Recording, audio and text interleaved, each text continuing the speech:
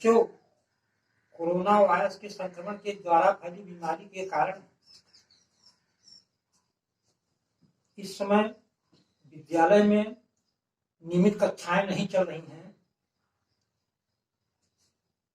इसलिए सरकार द्वारा यह प्रावधान किया गया है कि बच्चों को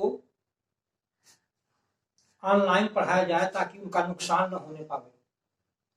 इसी सिलसिले में मैं आप लोगों को कक्षा 10 में गणित पढ़ा रहा हूं, सांख्यिकी। इसके पहले कि मैं आपको पढ़ाऊं, मैं अपना परिचय देना चाहता हूं। वैसे कल हम पढ़ाए थे आप लोगों को और परिचय दिया था, पुनः मैं परिचय देना चाहता हूं।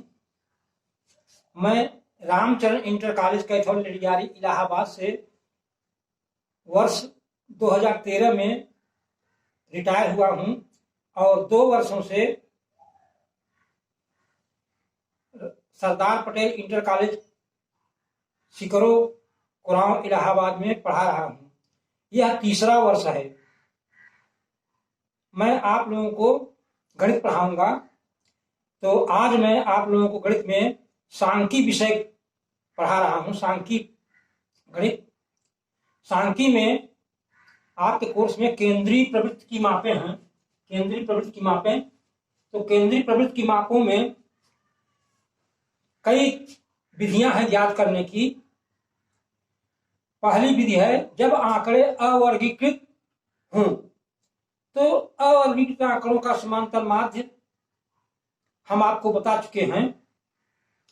और समांतर माध्य होता क्या है यह मैं बता चुका हूं, मैं पुनः बता दे रहा हूं कि समांतर माध्य एक प्रकार से मान लीजिए औसत है। जैसे अंक गणित में औसत ज्ञात करते हैं, उसी प्रकार से सांख्यिकी में समांतर माध्य ज्ञात करते हैं। तो अवर्गीकृत आंकड़ों का समांतर माध्य ज्ञात करना आपको पढ़ाया जा चुका है। आज मैं बताऊंगा समांतर माध्य ज्ञात करना जब आंकड़े अवर्गीकृत परंतु सारणीबद्ध हों। सारणी में बद्ध हों लेकिन वर्ग अंतराल न दिया हुआ हो, ऐसे आंकड़ों का समांतर माध्य हमको ज्ञात करना है। तो इसके लिए समांतर माध्य ज्ञात करने के लिए हम सूत्र का प्रयोग करते हैं। समांतर माध्य बराबर सिग्मा यक्स अपान एन, जहां पर सिग्मा माने होता है कुल योग और यफ माने होता है बारंबारता या छात्रों की संख्या या लोगों की संख्या और यक्स जो होता है वो प्राप्तांक है या ऊंचाई है या भार है, जो भी होता है वह होता है। और एन माने होता है कुल बारंबारताओं का योग। अब प्रश्न है, इसको हम एक कक्षा के छात्रों का भार किलोग्राम में सारणी में दिया गया है, तो समांतर माध्य ज्ञात करो। समांतर माध्य ज्ञात करना है।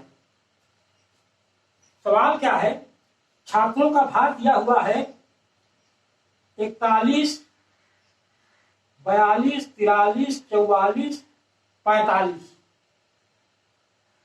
और छात्रों की संख्या है 14, 7, 8, 9, 12।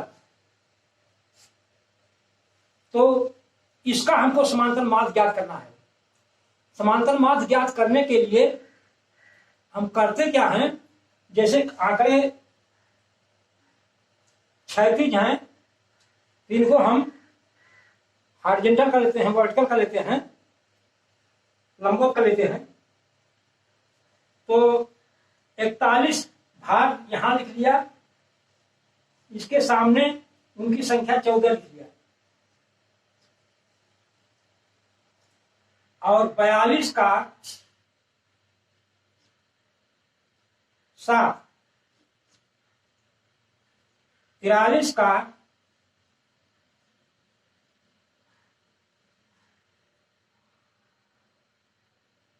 8 और 44 का 9 और 45 का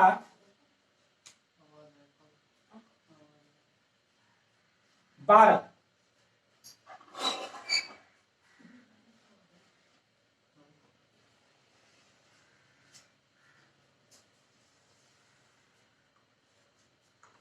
इस प्रकार से इनको हमने सारणी में लिख लिया। लिखने के बाद अब हम भार और संख्या का गुणा कर देते हैं। 41 का 14 में गुणा करते हैं। 14 के 14, 14 चौका 56, 1 57, 574 और 7 दूनी 14,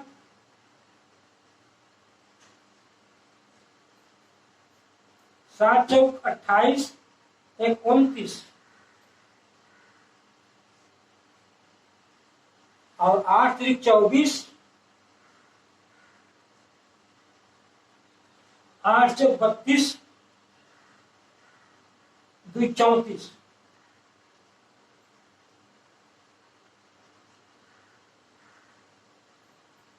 फिर 9 चौक 36 और 9 चौक 36 और 3 39।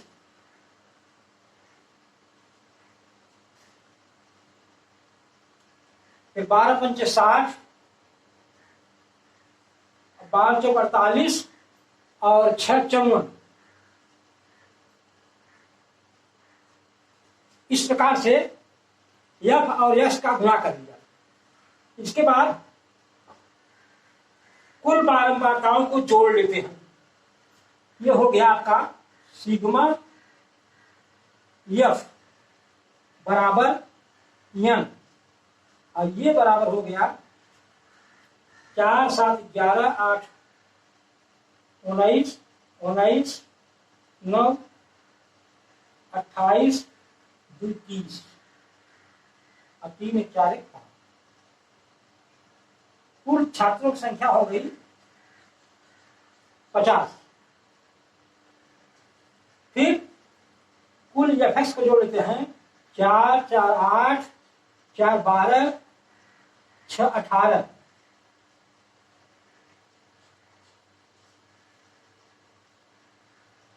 कहीं 8 80 लगा 1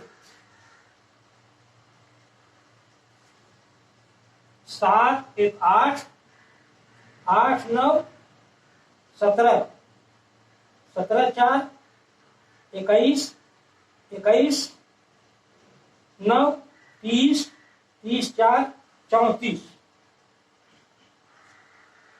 4 ऐसे लगा 3 3 5 8 2 10 3 13 3 16 16 5 21।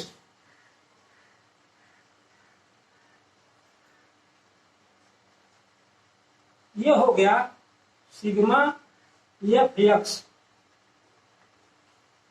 2148। अब इसके बाद सूत्र का प्रयोग करते हैं।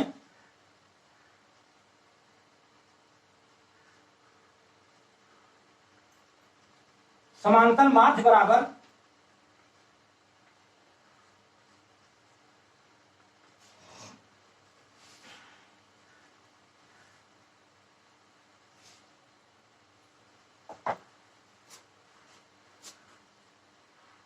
सिग्मा एफ एक्स बटे एन। समांतर माध्य बराबर सिग्मा एफ एक्स बटे एन। इस प्रकार सूत्र का प्रयोग करते हैं। और जहां पर सिग्मा एफ एक्स है वहां पर लिख दिया 4148 बटे एन के स्थान पर 50। इसको सरल कर लिया।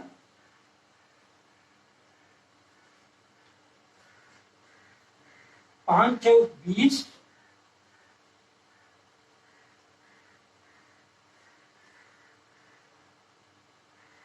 भाग दे देते हैं, बिल्कुल बाकायदे भाग दे लीजिए चाहे आप, ताकि गलत ना हो।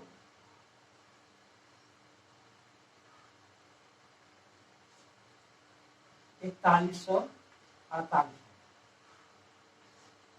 50 इक्के 50 चौका 200 उतारा 4 1 8,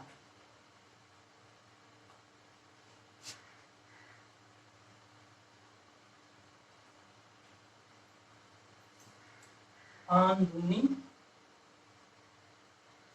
100 8 4 उतारा 0.5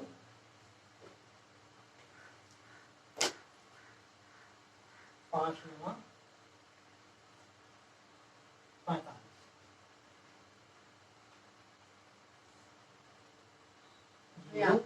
300 5 6 3। तो इसका जो हम भाग देते हैं तो आता है 42.96। ये हो गया आपका समांतर माध्य 42.96। तो आंसर आपका हो गया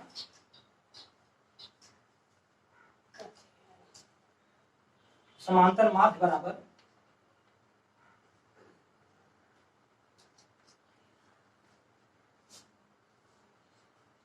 42.96 किलोग्राम।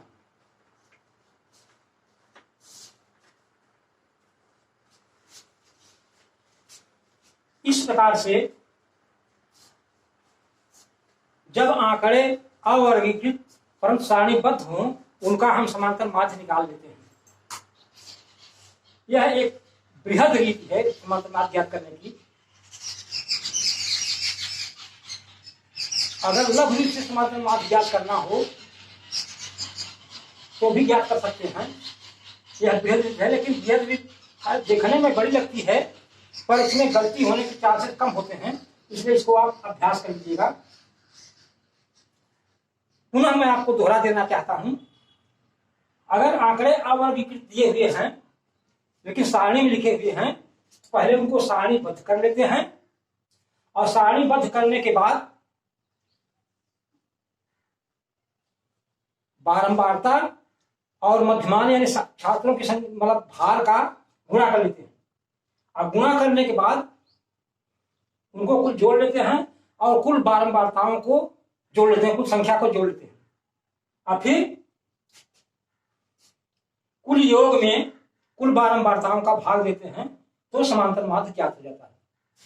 यह समांतर माध्य ज्ञात करने की बृहद रीति है। इसको आप लोग तैयार कर लीजिए, घर पर जाकर के और भी सवालों को हल कर लीजिए ताकि ये सवाल तैयार हो जाए और गलतियां ना हो। देखिए इसमें थोड़ा सावधानी देना पड़ता है। जैसे हमने यहाँ पर भाग दिया तो भाग आप भी दे लिया करें, सावधानी बरतें ताकि गलतियां ना हो और यह सवाल जो है आपका ठोस अंक दिलाएगा और इसलिए इसको आप तैयार रखें। समांतर माध्य ज्ञात करना। इसके बाद आज मैं आपको समांतर माध्य बताया जब आंकड़े अवर्गीकृत परंतु सारणीबद्ध हों। अगले दिन हम आपको बताएंगे जब आंकड़े वर्गीकृत हों।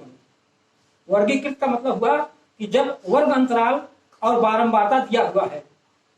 वर्ग अंतराल माने लोगों की संख्या, वर्ग अंतराल माने जैसे 0 से 10, 10 से 20, 20 से 30, 30 से 40, 40 से 50 इत्यादि और उनकी संख्या दी हुई है। ऐसे